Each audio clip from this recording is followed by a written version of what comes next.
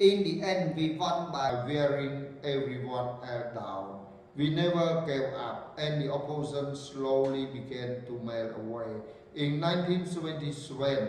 BIM appointed another committee to study the alternative side, and it concluded that we did have the right side. On that basis, BIM finally gave us his support, although not his senator, just before leaving office at the end of the year. នៅចុងបញ្ចប់យើងបានឈ្នះដោយការហែកមនុស្សគ្រប់គ្នាឲ្យដួលដល់ដីយើងមិនដែលបោះបង់ចោលទេហើយអ្នកប្រឆាំងយើងភ្លាមនោះបានចាប់ផ្ដើមរលាយដោយអំបិលត្រូវទឹកនៅក្នុងឆ្នាំ1977 BIM បានតែងតាំងគណៈកម្មការមួយទៀតដើម្បីសិក្សាពីទីតាំងជម្រើសនោះម្ដងទៀតហើយវាគណៈកម្មការនោះបានបញ្ចប់ថាយើងបានពិតជាមានទីតាំងដ៏ល្អបំផុតហើយនៅលើមូលដ្ឋាននោះ BIM ជាចុងបញ្ចប់បានផ្ដល់ការគ្រប់គ្រងរបស់គាត់ទោះបីជាគាត់មិនបានផ្ដល់ហត្ថលេខាក៏ដោយបន្តិចមុនពេលគាត់ចាក់ចេញពីមុខតំណែងនៅដំណាក់ឆ្នាំនោះនៅក្នុង in January of 1978, Ed Koch took over as mayor and decided to do his own study. I figure we were back to square one. But things moved fast and once again our side came ahead. Finally, in April 1978, the city and state announced that they had decided to possess the 34th Street site and build a convention center there. It was a victory for me, but more symbolically than financially. For all the time I am invested, I earn much less than I deserve, and nowhere near enough to justify the effort financially. នៅខែមករាឆ្នាំ1978 Ed Koch បានឡើងកាន់ជាអភិបាលក្រុងហើយបានសម្រេចធ្វើការសិក្សាដោយផ្ទាល់ខ្លួនខ្ញុំបានសម័យចេញថាយើងត្រឡប់ទៅរកទីលានមួយនឹងឡើងវិញទៀតហើយប៉ុន្តែរឿងរ៉ាវបានដំណើរទៅមុខយ៉ាងលឿនហើយនៅជាថ្មីម្ដងទៀតទីតាំងរបស់យើងក៏លេចចេញជាទីតាំងឈានមុខជាចុងបញ្ចប់នៅខែមករាឆ្នាំ1978សាលាក្រុងនិងរដ្ឋញូវយ៉កបានប្រកាសថាពួកគេបានសម្រេចចិត្តទិញយកផ្លូវទី34និងសង់មជ្ឈមណ្ឌលសន្ធិនៅទីនោះវាជាជោគជ័យសម្រាប់ខ្ញុំប៉ុន្តែជានិមិត្តរូបលើសជាងហិរញ្ញវត្ថុលើសគ្រប់ពេលទាំងអស់ដែលខ្ញុំបានវិនិយោគខ្ញុំទទួលបានលុយតិចខ្លាំងជាងដែលខ្ញុំសមទទួលបានហើយគ្មានទីណាដែលនៅគៀកល្មមដើម្បីធ្វើយុទ្ធកម្មពីកិច្ចប្រឹងប្រែងខាងហិរញ្ញវត្ថុឡើយ As my deal with the pension travel structure, I was paid total compensation of about $833,000 based on the 15 million price for the site that the city negotiated with Pom Central. In the end, I offered to forego my fee altogether if the city would agree to name the convention center after my family. I have been criticized for trying to make that trade, but I have no apology. There wouldn't be a new convention center in New York today if it hadn't been for the Trump. ជាធុរកិច្ចរបស់ខ្ញុំជាមួយប៉ងសង្នៅពេលដែលធុរកិច្ចរបស់ខ្ញុំជាមួយប៉ងសង្ត្រាត្រូវរៀបចេញជារចនាសម្ព័ន្ធហើយខ្ញុំត្រូវបានគេបង់សំណងឲ្យសរុបចំនួន$833,833,000មានន័យថា$83,300,000មានមូលដ្ឋាននៅលុយតម្លៃ$12 លានសម្រាប់ទីតាំងនោះដែលសាលាក្រុងចរចាជាមួយប៉ងសង្ត្រាជាចុងបញ្ចប់ខ្ញុំបានព្រមឯកភាពលើថ្លៃឈ្មោះនោះរួមគ្នាបើសិនជាសាលាក្រុងយល់ព្រមដាក់ឈ្មោះមជ្ឈមណ្ឌលសន្ធិនោះតាមគ្រួសារខ្ញុំត្រូវបានគេរិះគន់ពីបទព្យាយាមធ្វើកិច្ចពាណិជ្ជកម្មនោះប៉ុន្តែខ្ញុំអត់មានអីសំទោសទេ ពុំមានសំណង់មជ្ឈមណ្ឌលសំណង់មូលនិធិថ្មីសន្ធិថ្មីនៅក្រុងញូវយ៉កទេសប្តាហ៍នេះបើសិនជាមជ្ឈមណ្ឌលនេះមិនត្រូវបានដាក់សម្រាប់ត្រកូលត្រាំទេ More important, the city would have saved a fortune by letting me build a center, which I very much wanted to do. Instead, EDCO decided by some logic I could never understand that because I had arranged the sale of the property, it was a conflict for me to be the builder as well. Eventually, I offered the city a deal that frankly was ridiculous for me. I said I would bring the entire job in for less than $200 million, and that if there were any overrun, I would pay for them myself. You won't find many builders willing to put themselves on the line that way. សំខាន់ជានេះទៅទៀតសាលាក្រុងនឹងស្រោចស្រង់វាសនារបស់ខ្លួនដោយអនុញ្ញាតឲ្យខ្ញុំសង់មជ្ឈមណ្ឌលនោះដែលខ្ញុំចង់យ៉ាងខ្លាំងនឹងធ្វើផ្ទុយទៅវិញអេកូចបានសម្រេចដោយហេតុដោយ logic កតវិជ្ជាខ្លះដែលខ្ញុំមិនដែលយល់ជាដរាបថាពីព្រោះតែខ្ញុំបានជួយរៀបចំការលក់ទ្រព្យនោះវាជាចំនួនសម្រាប់ខ្ញុំដែលត្រូវធ្វើជាអ្នកសំណងផងដែរជាយថាហេតុខ្ញុំបានផ្ដល់ឲ្យសាលាក្រុងនៅធុរកិច្ចមួយដែលដោយនិយាយឲ្យត្រង់គឺគួរឲ្យចង់សើចសម្រាប់ខ្ញុំបាននិយាយថាខ្ញុំនឹងយកការងារទាំងមូលនោះធ្វើការងារទាំងមូលនោះឲ្យហើយក្នុងរយៈក្នុងតម្លៃមិនដល់$200 លានផងហើយនឹងថាបើសិនជាមានការចាយលុះលើសពីនេះខ្ញុំនឹងបង់លុយនឹងដោយខ្លួនខ្ញុំនឹងមិនរកបានអ្នកសំណងធ្វើសំណងច្រើនទេដែលមានចន្ទៈដាក់ខ្លួនខ្ញុំនឹងមិនរកមិនប្រទះឃើញអ្នកធ្វើសំណងអាចលនៈទ្រព្យច្រើនទេដែលមានចន្ទៈដាក់ខ្លួននៅលើដាក់ខ្លួនឯងនៅលើឃ្លាបន្ទាប់បែបនេះ Instead, the city decided to oversee the job, and the result was perhaps the most horrendous construction delay and cost overrun in the history of the building business. A man named Richard Cahan was put in charge of the Urban Development Corporation, and ultimately it was his job to oversee the convention center project. Richard Cahan is a nine-man, but he had vision of being the next Robert Moses. It wasn't clear that he had the experience of all the talent. ផ្ទុយទៅវិញសាលាក្រុងហើយនឹងរដ្ឋញូវយ៉កបានសម្រេចចិត្តត្រួតពិនិត្យធ្វើជាអ្នកត្រួតពិនិត្យឃ្លាំមើលការងារនោះហើយជាលទ្ធផលប្រហែលជានាំឲ្យមានការពន្យាពេលសំណងដ៏គួរឲ្យខ្លាចបំផុតហើយនឹងអស់ថ្លៃចំណាយលើសដើមគម្រោងក្នុងប្រវត្តិសាស្ត្រនៃជំនួយសំណង់អគារបរិសម្នាក់ឈ្មោះ Richard Cahan ត្រូវបានគេដាក់ឲ្យទទួលខុសត្រូវទៅលើសាជីវកម្មអភិវឌ្ឍក្រុងហើយជាចុងក្រោយវាជាការងាររបស់គាត់ដែលត្រូវត្រួតពិនិត្យឃ្លាំមើលគម្រោងមជ្ឈមណ្ឌលសន្ធិនោះ Richard Cahan គឺជាមនុស្សល្អប៉ុន្តែគាត់មានចក្ខុវិស័យនៅបន្ទាប់ពី Robert Moses គាត់មិនច្បាស់លាស់ថាតើគាត់មានវាមិនច្បាស់លាស់ទេថាតើគាត់មានបទពិសោធន៍ឬទេពកោសល្យឬអត់ One of the first things Cahan did was to hire IMP as his architect. IMP is a man with a terrific reputation, but in my view he often chooses the most expensive solution to a problem and is virtually uncontrollable. Immediately, Pai decided to design a space frame for the center, a structural system that any professional builder will tell you is one of the most difficult to build, and is especially vulnerable to cost overrun. This is particularly true when you are dealing with the sort of space frame they need for a convention center. រឿងមួយក្នុងចំណោមរឿងដំបង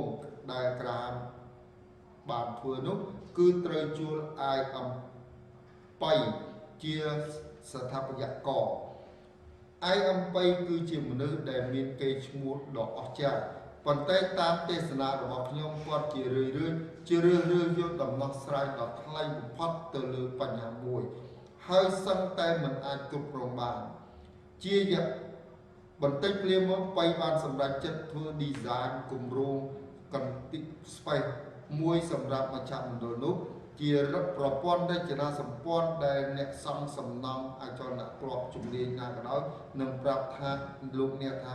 គឺជាការលំបាកមួយក្នុងចំណោមការលំបាកបំផុតដែលត្រូវសង់ហើយងាយរងការចំណាយអស់ថ្លៃដើមងាយរងខ្លាំងនឹងការចំណាយអស់ថ្លៃដើមថ្លៃនេះពិតពេលក្រោយនៅពេលដែលលោកអ្នកកំពុងធ្វើธุរកិច្ចជាមួយនឹងគម្រោង space ទីតាំងធំមួយដែលចាំបាច់សម្រាប់មជ្ឈមណ្ឌលសន្ធិ From the very start I told Graham and his people that it was critical to build a parking garage simultaneously. How can you have a convention center without parking? They told me that a garage would hold up the city environmental impact approval. Look, I said to them, those approvals are only going to be tougher to get later. And at the very least, you should begin a separate filing for the garage now. So you can at least start the process. They ignore me and now they have no parking and no prospect of building any in the near future. តាំងពីដំបូងទីខ្ញុំបានប្រាប់កាហាមហើយនឹងមនុស្សរបស់គាត់ថាវាសំខាន់ត្រូវសមការ៉ាស់ចំណតមួយដំណើរគ្នាតើលោកអ្នកអាចមានមជ្ឈមណ្ឌលសន្ធិមួយដោយមិនមានទីចតដោយរបៀបម៉េចពួកគេបានប្រាប់ខ្ញុំថាការ៉ាស់កន្លែងចតហ្នឹងទុកឲ្យការអនុម័តពីផលប៉ះពាល់អតិពលបរិស្ថានរបស់សាលាក្រុងមុននោះខ្ញុំបាននិយាយទៅពួកគេថាការអនុម័តទាំងនោះនឹងគ្រាន់តែធ្វើឲ្យកាន់តែស្វិតស្វាញពជាពេលកាន់តែយូរហើយយ៉ាងហោចណាស់លោកគួរតែចាប់ផ្ដើមដាក់ឯកសារដាច់ដライមួយសម្រាប់ធ្វើការៈយ៉ាងពីឥឡូវទៅដូច្នេះលោកអ្នកអាចយ៉ាងហោចណាស់ចាប់ផ្ដើមដំណើរការនេះពួកគេធ្វើមិនអើពើស្ដាប់ខ្ញុំទេហើយឥឡូវនេះពួកគេមិនមានចំណតទីចំណតរបស់ខ្ញុំទេហើយជាចក្ខុវិស័យនៃគ្មានចក្ខុវិស័យនៃសំណង់ណាមួយនៅក្នុងអនាគតនៅពេលខាងមុខឡើយ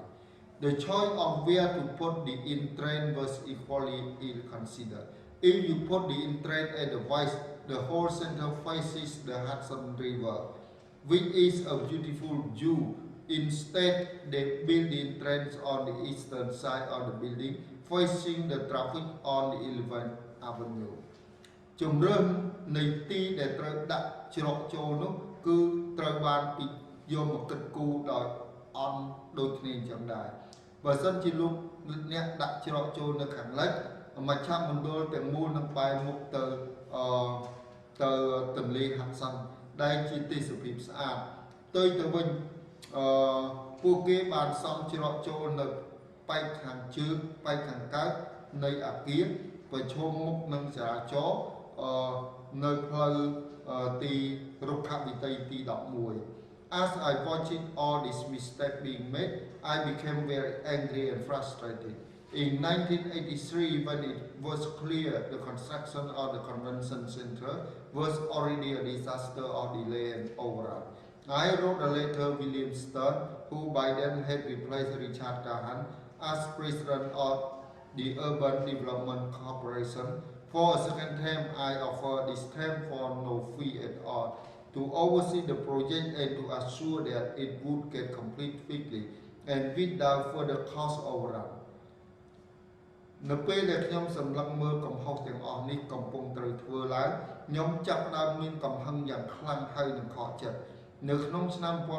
1983នៅពេលដែលវាលេចចេញច្បាស់ថាសំណង់នៃមជ្ឈមណ្ឌលសន្ធិនោះ ជាមហន្តរាយរួចទៅហើយនៃការពជាពេលនិងការចាយលុយអស់លើសគម្រោងច្រើនខ្ញុំបានសរសេរសម្បត្តិទៅកាន់ Williamston ដែលនៅពេលនោះបានត្រូវជំនួស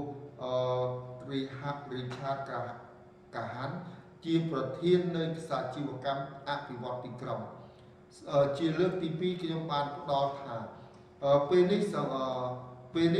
ពុំមានថ្លៃឈ្នួលអីណាទាល់តែសោះដើម្បីត្រួតពិនិត្យមើលគម្រោងហើយទីនេះអះអាងថា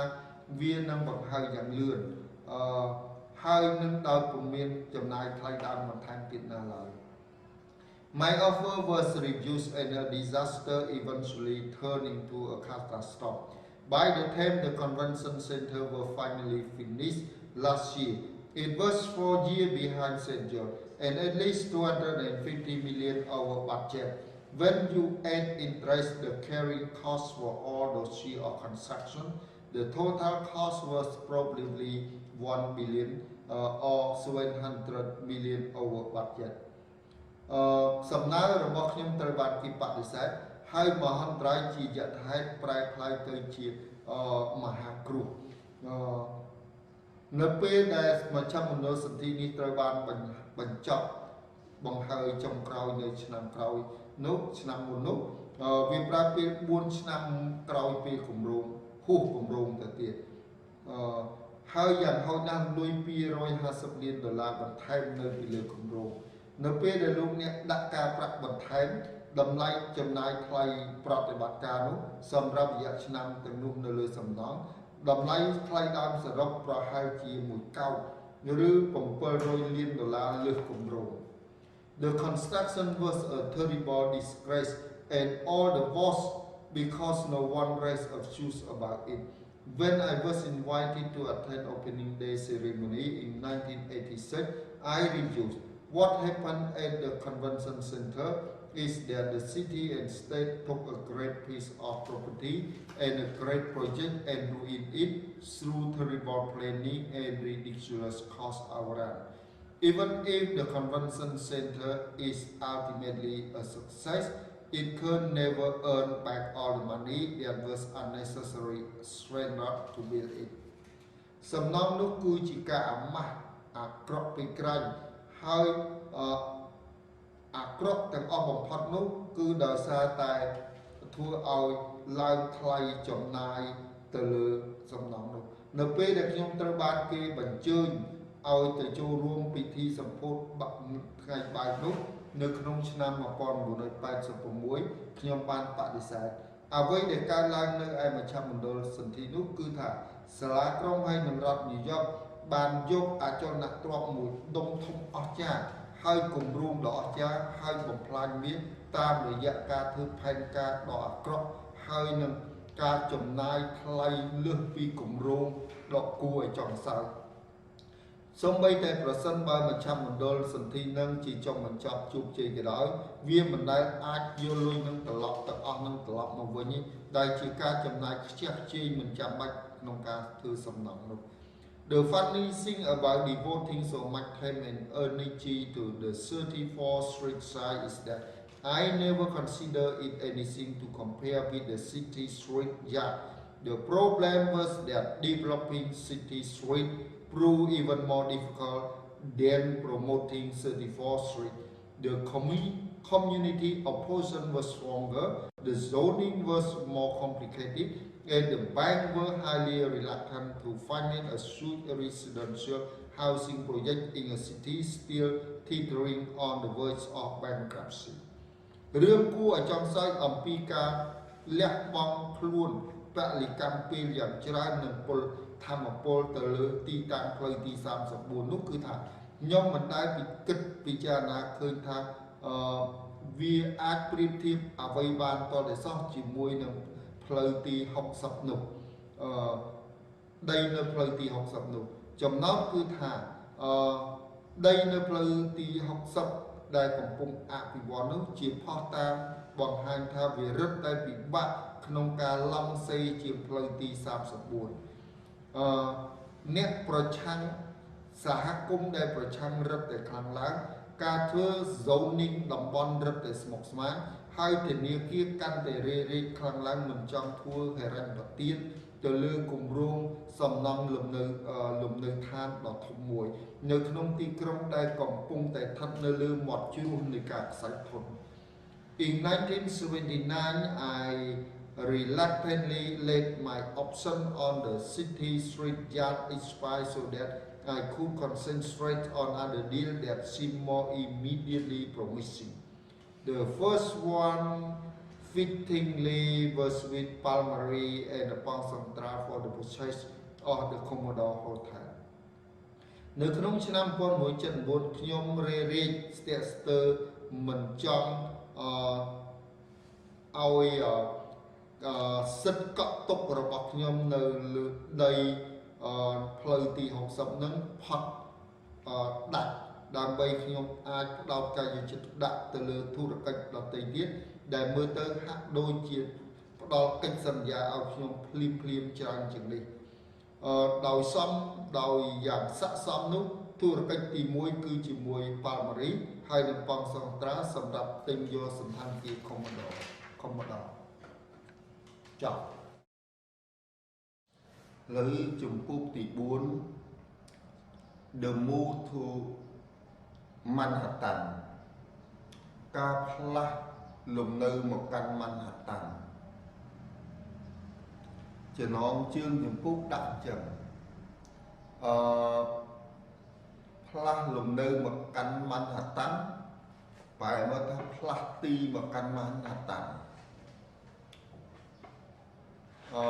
និយាយម្យ៉ាងទៀតដូចជាដំណើរសងព្រេងរបស់ជីងចាំងអញ្ចឹងឬក៏ដំណើរសងព្រេងរបស់ចាំបូ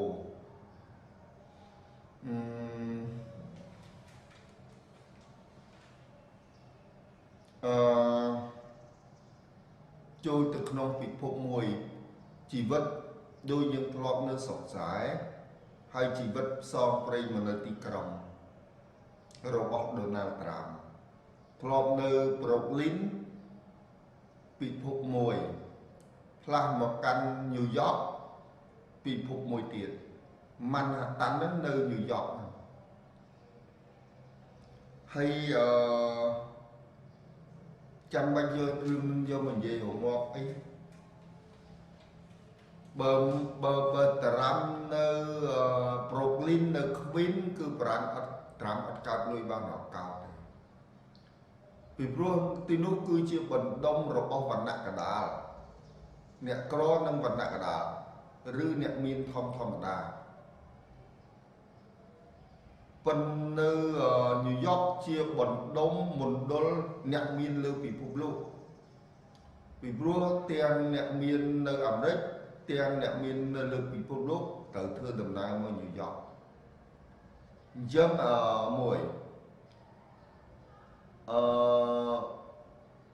ទី2ដូចយើងធ្វើដំណើរសងព្រេងចូលទៅក្នុងព្រៃជ្រៅមួយព្រៃធំមួយព្រៃចម្លែកមួយចឹងពីព្រោះទី1មើលមកផ្លេតផ្ទះថ្មទីក្រុងមើលឲ្យជ្រៅគឺជាដើមឈើធំព្រៃធំមួយហើយមើលឲ្យជ្រៅមកផ្លេតសិតតែមនុស្សមើលឲ្យជ្រៅទៅសិតតែខ្លាតោដំរីកញ្ជ្រោងពូវេកពួកមនុស្សពេលខ្លះសាហាវជាងពូវេកកាចជាងខ្យាដំរីទៀតហើយជាពិសេសក្នុងពិភពអូស៊ីទីនេះខ្ញុំគ្រាន់តែពន្យល់ឲ្យអត់ទាន់សម្រាប់ឲ្យស្ដាប់សិនឲ្យខួរក្បាលយើងមានពលឺខ្លះស្រួលចាប់យកអត់ទាន់ពន្យល់ឲ្យបែកចេញមកខ្លាំងដើម្បីកាលណាបែកចេញពេកវាទៅចេញពីន័យដើមកាលណាបែកទៅយើងបលូតវាចេញពីន័យដើមរបស់ត្រាំទៅខួរក្បាលយើងលូតទៅយើងនាំឲ្យយើងភ្លេចន័យដើមរបស់ត្រាំតែបើវាអត់ចេញនេះក៏វាចេញប៉ុន្តែគ្រាន់តែវានៅក្នុងរង្វង់នៃរបស់ត្រាំគាត់ឲ្យពលឺកាន់តែធំទី ទីនេះចង់ឲ្យពីពេជ្ររបស់ត្រាំស្ថិតក្នុងខួរសិនកាលណាពីពេជ្ររបស់ត្រាំស្ថិតនៅក្នុងខួរសិនខួរយើងរឹងមាំស្ថិតនៅក្នុងខួរយើងមួយជីវិតយើងហើយយើងនឹងរកឃើញកតបណ្ឌិតភ្លឺដល់ទៅទៀតជាច្រើនដែលរះចេញពីអាណត្តិនៅពេលដែលយើងកំពុងស្ដាប់យើងអាចយល់ខ្លះមិនយល់ខ្លះទៅថ្ងៃមុខទៅអាពាក្យធំដដែលហ្នឹងវារឹតតែចាំងពលឺឡើងនៅពេលយើងរស់នៅបកតបណ្ឌិតយើងកាន់តែរីកធំយើងមើលទ្រុសត្រាំកាន់តែជ្រៅកាលណាយើងរស់ក្នុងជីវិតយើងជួបរឿងបន្តយើងធ្វើឲ្យពាក្យពេចន៍ត្រាំផុសក្នុងខួរយើងកាន់តែខ្លាំងចឹងហើយខ្ញុំត្រូវការសម្រាយឲ្យស្ដាប់បានសិនអត់ទាន់ហ៊ានសូវពីយល់ទេអញ្ចឹងចំពោះទីនេះយើងកំពុងរៀនសិល្បៈនៃជំនួញកំពុងរៀនពីសេដ្ឋីប្រាក់កោតមិនក៏និយាយរឿងផ្លាស់លំនៅមកទីក្រុងមកម៉ាន់ហាតាន់មនុស្សជាច្រើននៅប្រូក្លីននៅ Queen បងទាំងឪគាត់បញ្ជាក់ថាមនុស្សជាច្រើនអត់ទៅជាសេដ្ឋីប្រាក់កោតកើតទេនេះគឺជាដំណើរផ្សងព្រេងរបស់វីរបុរសលុយនិងវីរបុរសនយោបាយចឹងចូលទៅក្នុងព្រៃលុយមួយធំទៀតគឺញូវយ៉កហើយបើនៅនោះគឺអត់ទៅជាស្អី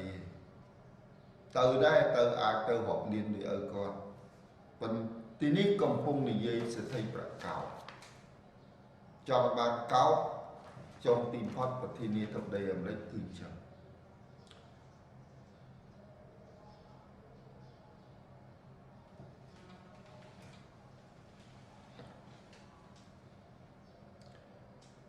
ហើយមួយទៀតសិល្បៈនៃធុរកិច្ចជីវិតគឺជាសិល្បៈជីវិតគឺដូចជារឿងល្ខោនមួយដ៏ធំអញ្ចឹងហើយសង្គមមនុស្សដូចជារោងល្ខោនធំមួយហើយយើងដើរតួនៅក្នុងរោងល្ខោនធំហ្នឹងជីវិតជាសិល្បៈគឺចឹង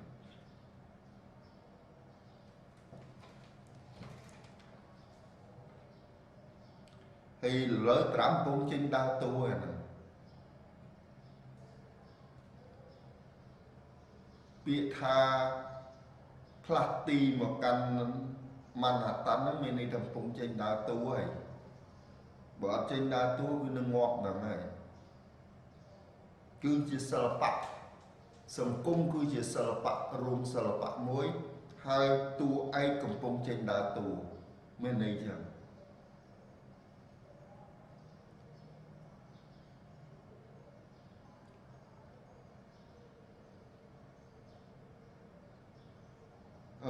មានន័យម្យ៉ាងទៀតសង្គមគឺជាសួនឧទ្យានដ៏ធំមួយដែលមនុស្សម្នាកំពុងដើរកម្សាន្តនៅក្នុងសួនឧទ្យានធំមួយហ្នឹងរីឯត្រាំកំពុងដើរតួមើលនៅក្នុងសួនឧទ្យានមួយហ្នឹងដែរតែដើរតួខុសប្លែកពីមនុស្សទាំងឡាយនឹងទាំងឡាយក៏ជិះទៅជិះមកក្នុងសួនឧទ្យានសង្គមដ៏ធំមួយត្រាំមានតែដើរតួទេកំពុងបំពេញសបិនក្នុងសួនឧទ្យានហ្នឹងក៏មានន័យម្យ៉ាងទៀតមនុស្សទូទៅមានសបិនទូចឬអត់មានសបិនមនុស្សអស្ចារ្យមានសបិនធំ Dream Data Dollar 3D 3D នឹង Dream សបិន Data ទិន្នន័យ Dollar វាចេញពីក្រោយពី D2 ខាងមុខ Dream សបិនហើយបាន Data ទិន្នន័យហើយបានចេញ Dollar អញ្ចឹង 2D ខាងមុខវានាំ 1D ខាងក្រោយអញ្ចឹង 3D នេះជារូបមន្តពុកមានរូបមន្តគួយធាវី